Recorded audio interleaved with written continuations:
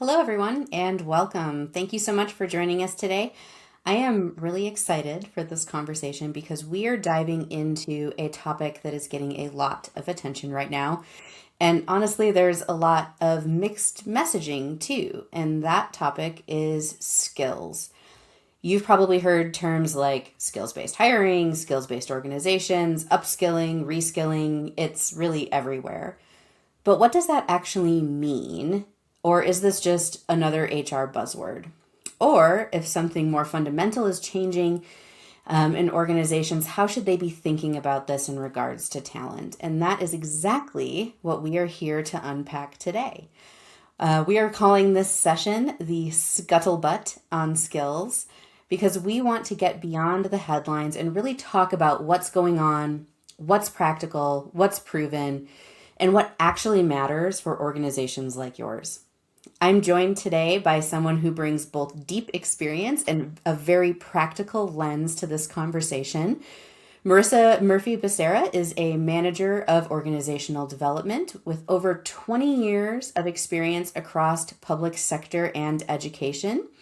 She's worked in organizations like Napa and San Mateo counties in California and also brings experience from Cornerstone On Demand, where she supported public sector and education clients. She's worked across talent acquisition, learning, and performance, and has hands-on experience with solutions like Attract, Learn, and Perform. But more importantly, she's someone who is deeply, deeply passionate about helping individuals and organizations grow. Marissa, welcome. We're happy to have you here. Thank you so much, Kristen. It's great to be here. And I love that framing because there really is a lot of scuttlebutt out there when it comes to skills. As you've mentioned, I've spent most of my career in learning and organizational development, particularly in the public sector. And across all of those roles, the one thing that has been consistent is that organizations are trying to answer the same core question. How do we make our people more successful? Because in turn, that makes our organizations more successful. However, what's been changing over time is how we answer that question.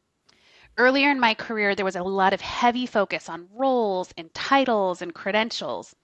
And while all those things still matter, what we're seeing now is a shift towards something more dynamic.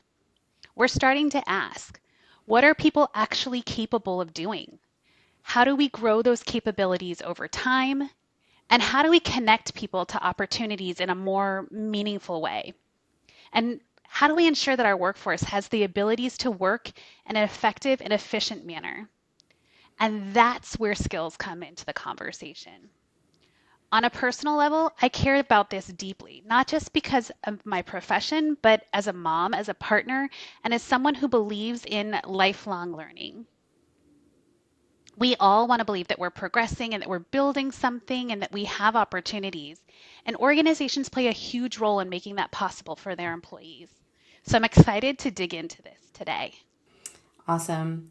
So let's start with the big question, which is why now? Why are skills suddenly at the center of so many conversations? Gosh, that's a great question. And honestly, it's not that skills are new. What's new is the pressure that organizations are under. There's a few major forces that are converging all at the same time. First, jobs are changing faster than ever. Technology is evolving, roles are evolving, and the half life of skills is getting much shorter. So, what may have been what someone learned 5 or 10 years ago may not fully apply today. In fact, the World Economic Forum's 2025 Future of Jobs report said that 40% of the skills that are used in today's workforce will be obsolete by 2030.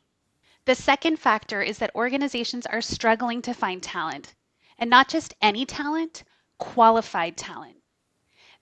Where this disconnect lies. We can't find the right people, but at the same time, there's individuals who are capable that aren't being considered. That brings us to the third shift, which is really important. Credentials and experience no longer tell the full story. Having a degree or a certain job title doesn't always reflect what someone can actually do. And that's where the research really supports this shift towards skills. In fact, Harvard Business School has done some extensive work on what they call skills based hiring. They found that many employers are starting to remove degree requirements and focus more on demonstrated capabilities, as well as the desire and ability to learn and to grow within the role or within the organization. But what's really interesting is they also found that removing the degree isn't enough. Actually have to change how you evaluate candidates. So it's not just about rewriting the job description. Exactly. It's about changing the mindset and the process. And McKinsey's also highlighted that organizations that are moving towards skills because it helps expand the talent pool. When you focus on skills, you can identify people who may have been overlooked, but are absolutely capable of doing the work. So really, this shift is about access, agility, and accuracy. Access to more talent, agility in responding to change, and accuracy in understanding what people can actually do. That's a really helpful way to frame it. So, if you had to summarize this whole concept very simply, this is less about trends and it's more about necessity. Correct. This isn't something that organizations are exploring just because it's interesting. They're doing it because the old ways aren't working as well anymore. So, let's clarify something that trips a lot of people up: skills versus competencies. How should we be thinking about the difference between these things? This is such an important distinction. Okay, so at a high level, skills are specific, observable abilities. Competencies are even broader. They include skills, behaviors, and attributes. For example, a skill might be data analysis, but the competency might be analytical thinking. Or let's take effective communication as a competency. That could look very different depending on the role. For example, communication skills in accounting would look very different than the communication skills I might need as a public information officer. The competency includes the skill, but also how consistently and effectively you apply it. And historically, HR has leaned heavily on competencies, which makes sense because they're useful for defining expectations and performance. But what we're seeing now is a shift towards skills because they're more precise. They're easier to measure, easier to develop, and easier to match to work. And while they're relatively easy to confuse, it is important that we make sure the difference is clear. Because there's actually research showing that organizations that often blur those definitions of skills and competencies can create confusion when they're implementing their talent strategies. So, where do skills really add value then? They make things actionable. Let's go back to that communication example. If you tell someone you need to improve your communication, that's pretty broad. But if you say something like, you need to improve your stakeholder presentation skills, now that's something we can work with. We can train it, we can practice it, assess it, and that's really the power of skills. They create clarity. So, it's not really about replacing competencies per se, it's about making them more usable. Exactly. It's about bringing the specificity into the system. So, let's talk about where this shows up first, which is hiring. What does skills based hiring actually look like in practice? So, at its core, skills based hiring is really about hiring someone based on what they can do, not just where they've been or what they've accomplished. That can include things like removing unnecessary degree requirements, maybe using skill-based assessments, and or writing job descriptions around capabilities instead of for credentials and finite experience. And here's where the data is really compelling. The Boston Consulting Group found that skills-based hiring is actually 5 times more predictive of job performance than hiring on education alone. And employees that are hired for their skills often stay longer and progress more quickly. That's a pretty big impact. Yeah, it is. And it also opens up access. There are millions of workers out there that are skilled through alternative routes, meaning they've gained their skills through experience or certification or non traditional pathways. And if organizations don't account for that, they're missing a huge portion of talent. So, what about the broader concept, a skills based organization? Mhm. Here's where things really evolve. Instead of structuring everything around jobs and titles, organizations start to think by way of skills. So instead of saying, we need to fill this role, organizations start to say, we need these capabilities. And this allows for so much more flexibility. You can move people across projects, you can identify hidden talent, you can respond to challenging changes more quickly, and you can develop talent for specific skills and what's needed in the organization. And this is particularly important in our environments where change is constant because roles can become outdated, but skills, they're transferable. So, you mentioned development. How does a skills based approach change the way that we think about development? Yeah, it's much more meaningful and much more targeted.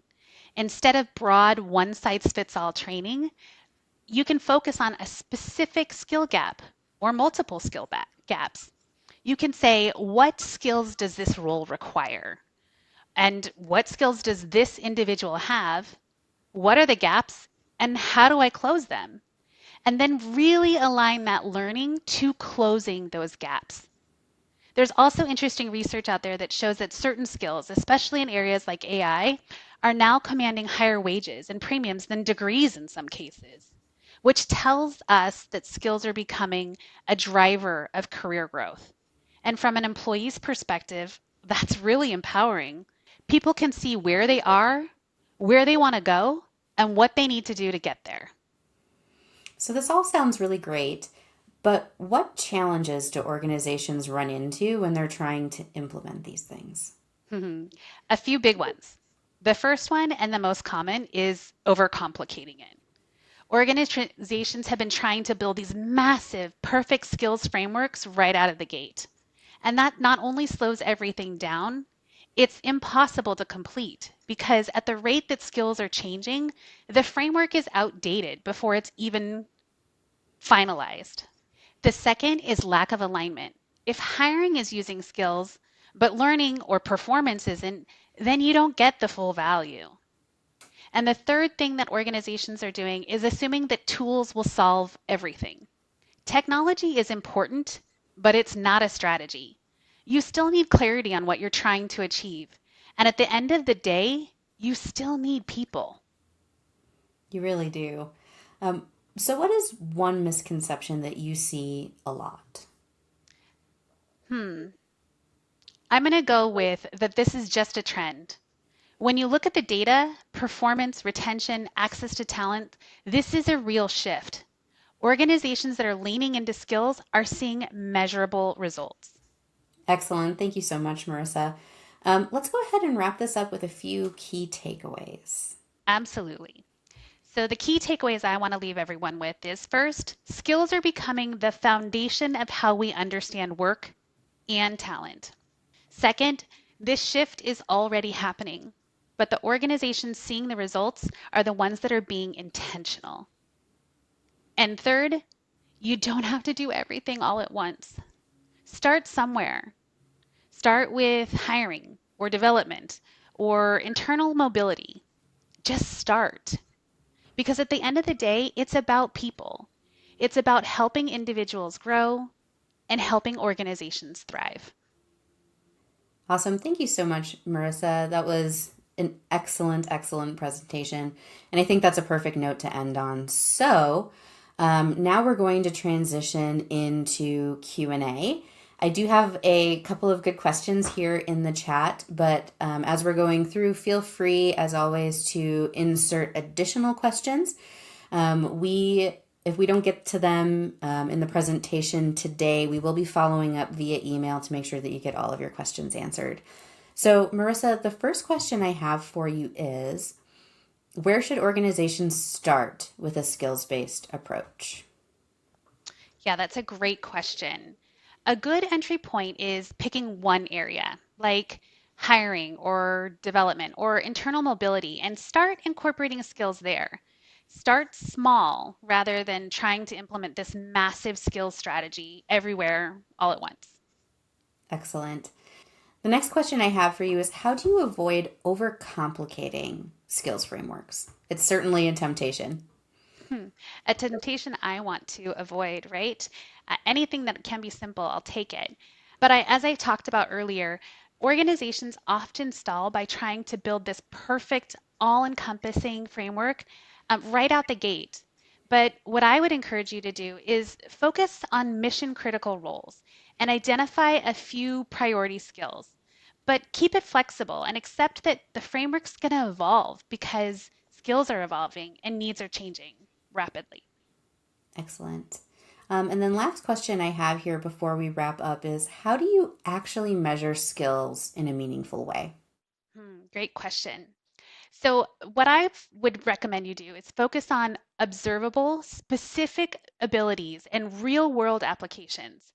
For instance, there's practical assessments out there, there's skills based job descriptions, there's project based evaluations where individuals can demonstrate like stakeholder presentation skills rather than broad competencies like communication. And this specificity makes measurement more measurable and accurate. Excellent.